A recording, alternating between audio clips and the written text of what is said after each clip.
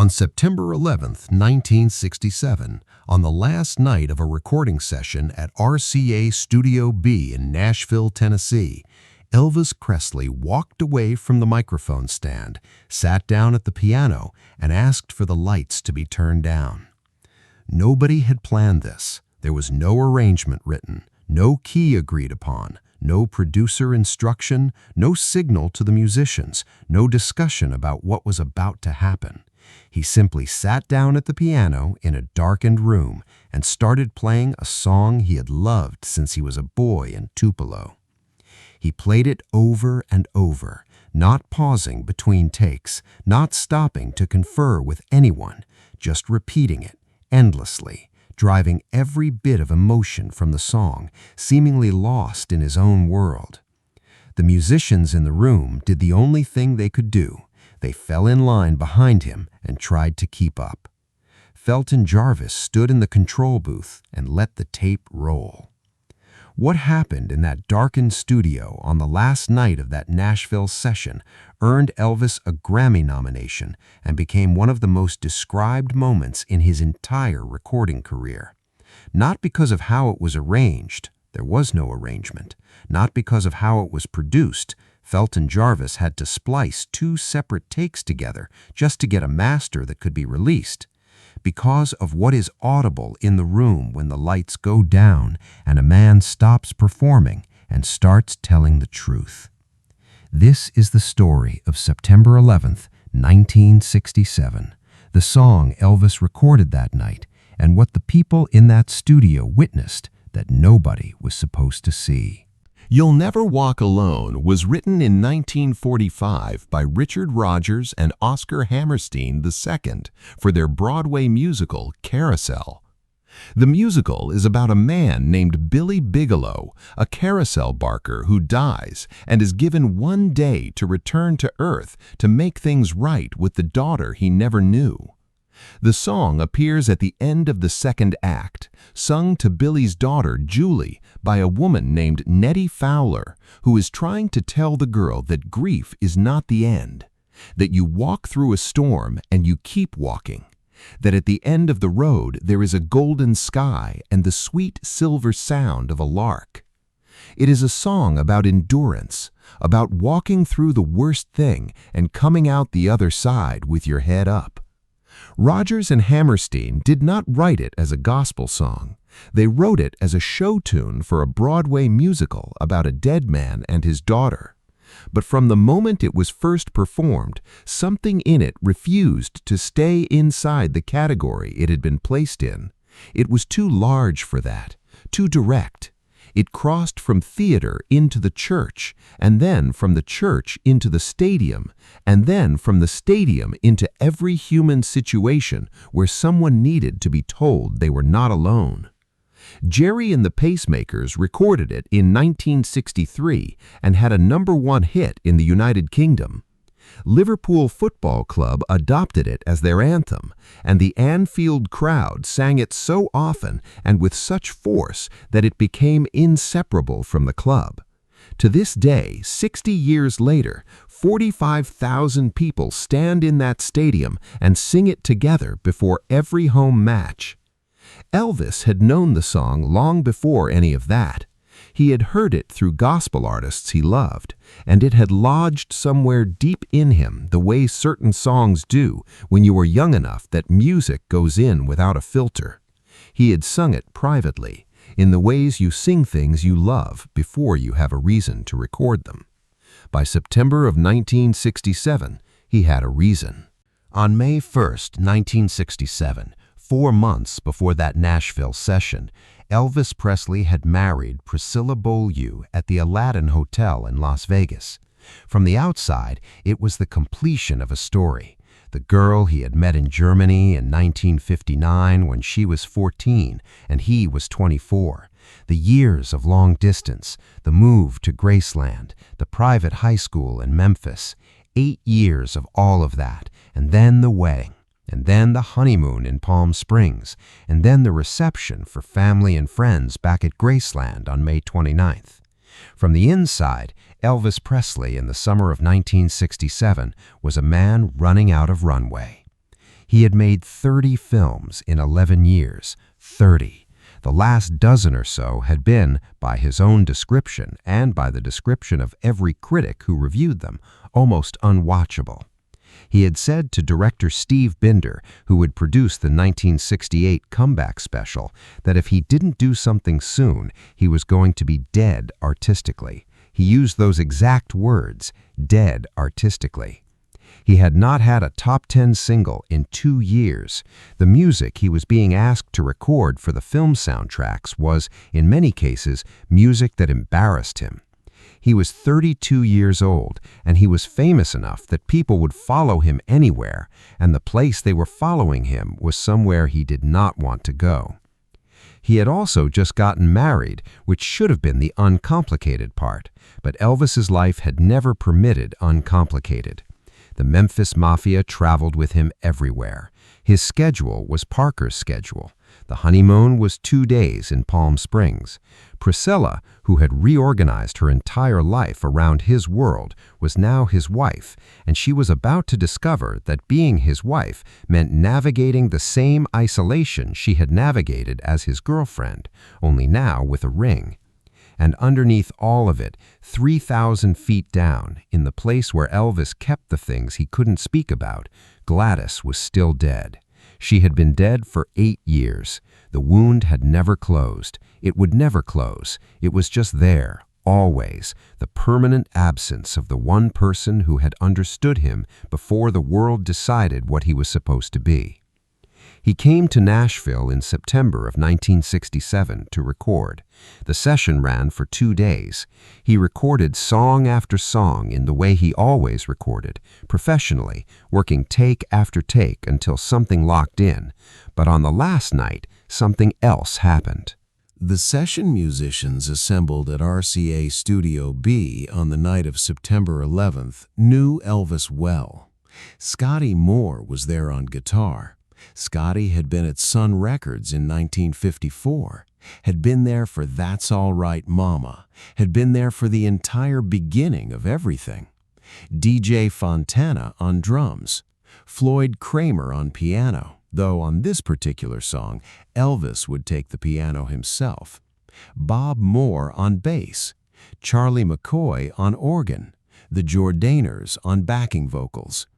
These were not strangers. These were men who had been watching Elvis make music for a decade or more. They had seen him in hundreds of sessions, in dozens of moods, at every hour of the night and morning.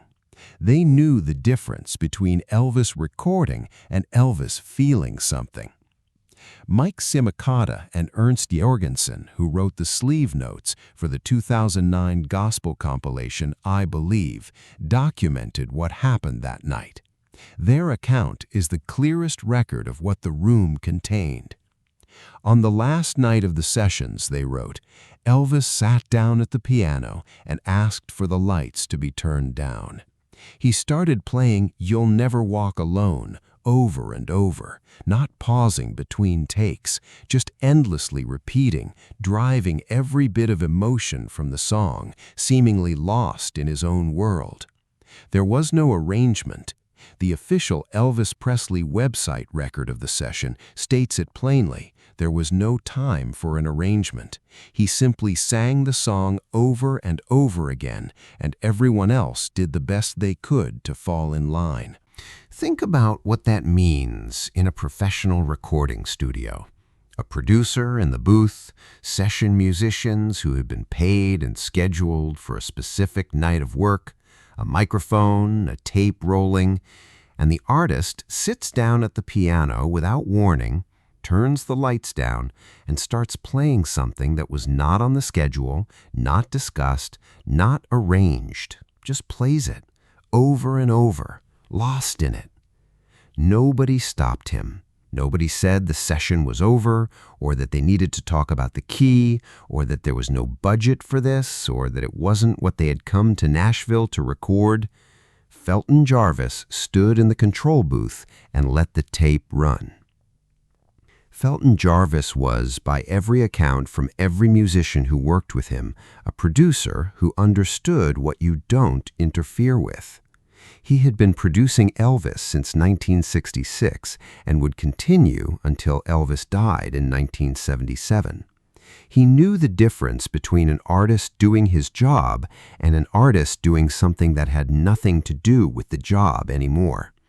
He recognized the second thing when he saw it, and he knew what you do with it. You let the tape roll, and you get out of the way. What he captured that night required 2 takes spliced together to produce a master. That is how many times Elvis played through that song in the dark. Enough times that Felton had material to work with, to find the best passage of one take and the best passage of another and edit them together into something that could be released. Released as what exactly was a question RCA had to answer. The song was technically a secular show tune from a 1945 Broadway musical, but Elvis and RCA both recognized immediately that it was not a secular recording. It was a gospel recording, a prayer. Whatever category it occupied on paper, in the room on the night it was made, it had been a man alone with something he needed to say. They released it as a gospel single on March 26, 1968, the Easter release, as the official notes call it. Sales were modest, chart performance was poor. It reached number 90 on the Billboard Hot 100 and number 30 on the Easy Listening chart. And it earned Elvis a Grammy nomination for Best Sacred Performance, his second Grammy nomination, because the people voting on it heard what Felton Jarvis heard in that control booth, what the session musicians heard falling in behind him in the dark, the thing that had nothing to do with commercial performance and everything to do with what a human being sounds like when they stop trying to sound like anything. Elvis never explained why he sat down at that piano on the last night of the September 1967 session. He never gave an interview about it, never spoke publicly about what he was feeling when the lights went down, never identified the grief or the fear or the need that had moved him from the microphone stand to the piano bench without warning. The record exists. The Grammy nomination exists. The accounts from the musicians who were there exist. What does not exist is Elvis Presley saying in his own words what the song meant to him or why that night was the night he needed to sing it. That silence is the shape of something. He had married Priscilla 4 months earlier. He was facing a career that had spent a decade being managed in the wrong direction. Gladys had been dead for 9 years. He was 32 years old, and he was one of the most recognized human beings on the planet. And he sat alone at a piano in the dark and played a song about walking through a storm with your head held high. You can decide what you think he was walking through. What the record shows is that he was walking through something. The people in that studio on September 11, 1967, saw it. Felton Jarvis captured it. Mike Cimicata and Ernst Jorgensen, going back through the tapes decades later to write the liner notes for a gospel compilation, heard it and wrote it down precisely because it was not the kind of thing you leave out. On the last night of the sessions, he sat down at the piano and asked for the lights to be turned down. He started playing the song over and over, not pausing between takes, just endlessly repeating, driving every bit of emotion from the song, seemingly lost in his own world. Those are not the words you use for a professional recording session. You use them for something else. For a man who has stopped performing and started speaking directly. For a man who needed the dark and the piano and the song and the people falling in quietly behind him and the tape rolling without anyone asking him to explain himself. In the year after that session, everything changed. NBC broadcast the 1968 comeback special in December of that year, and 42% of the American television audience watched Elvis sit in a small circle of light and sing as if he had been holding everything back for 7 years and could not hold it anymore. The reviews were unlike anything he had received in a decade. His first #1 single in 7 years, the Las Vegas comeback in July of 1969, the touring, the sold-out arenas, and then Lisa Marie in February of 1968, born 5 months after that Nashville session, and the years of her growing up with him as her father, and the photographs of the two of them that are unlike almost any other photographs of Elvis, because in them he is not performing anything. He is just her father. And Priscilla leaving in 1972, and Gladys always underneath everything. You'll Never Walk Alone stayed in his catalog. It appeared on a gospel compilation album in 1971. It was certified gold, then platinum, then triple platinum, carried by the weight of everything else he recorded rather than by its own chart performance. But people kept finding it. Keep finding it, because it is not on the record as a commercial product, it is on the record as evidence. Evidence that on a specific night in Nashville in the fall of 1967, a man sat down in the dark with a song about walking through the worst thing and coming out the other side, and played it over and over until he had said what he needed to say. The tape Felton Jarvis made that night is on every streaming platform. It is less than 3 minutes long. The arrangement is stripped down because there was no arrangement, just a piano and voices falling in behind him. The production is, by the standards of what RCA was capable of in 1967, almost primitive. Felton spliced 2 takes together. You can hear the seams if you listen for them. What you cannot hear is Elvis performing. That is the thing about the recording. That is what the Granny voters heard and what Cimicata and Jorgensen heard going back through the tapes 40 years later.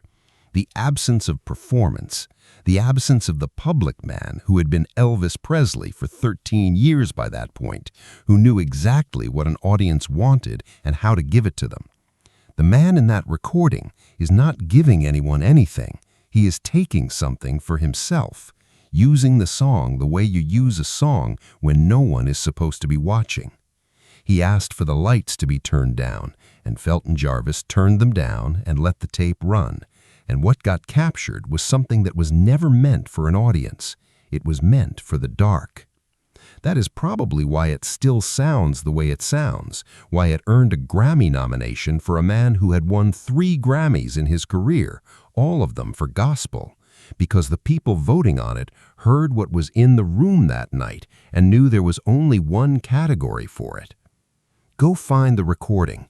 3 minutes, a piano, some voices, a man in a darkened studio in Nashville in 1967 playing a song about walking through the storm. Listen to what it sounds like when the lights go down. If this kind of story is what brings you here, subscribe and more of them will find you. See you in the next one.